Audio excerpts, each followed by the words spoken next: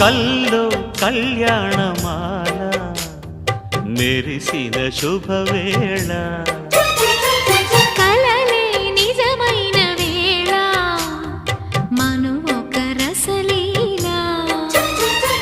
పరిచయమైనవి పరువాలు